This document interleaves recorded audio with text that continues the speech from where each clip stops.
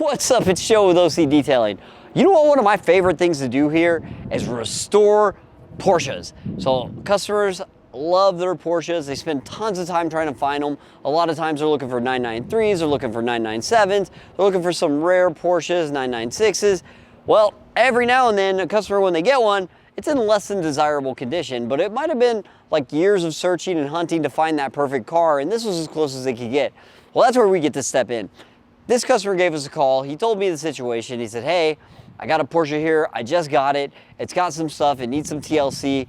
Let me know what you guys can do. And we were built for this. We do this all the time. So I'm super familiar with the restoration process on these. So basically, I told him the drill. I said, hey, here's what we're going to do. We're going to go through the whole car. We're going to get everything as close to perfect as we can, knowing that the car might show some age a little bit here and there. But we went through a massive restoration on this thing. I'm going to start with just the front of the car. At some point, this car did have PPF on it, probably a good thing because there weren't a ton of rock chips for us to touch up.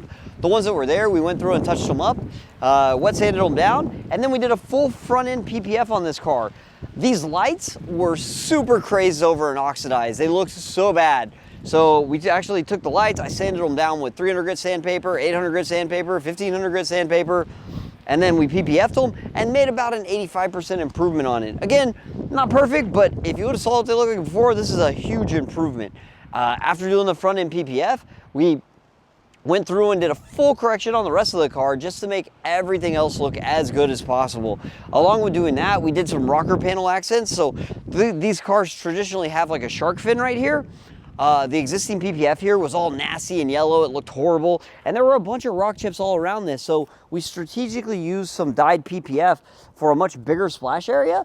And then we actually covered the whole rocker with it. So what that did was now it's protected from future rock chips that happen from the front wheel throwing rocks at it. But it also covered up the existing damage. So now you don't see all the white rock chips right there.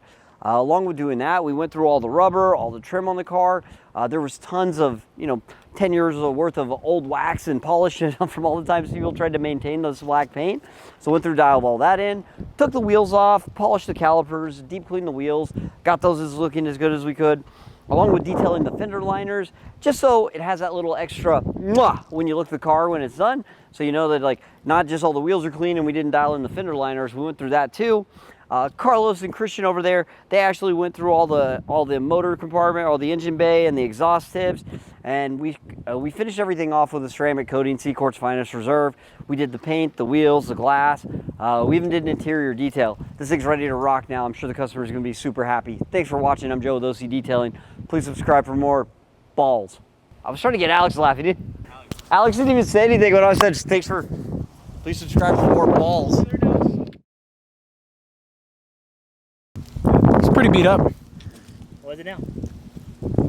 A lot less beat up. That's actually a perfect response. It's much less beat up. It's shiny now. No cameras.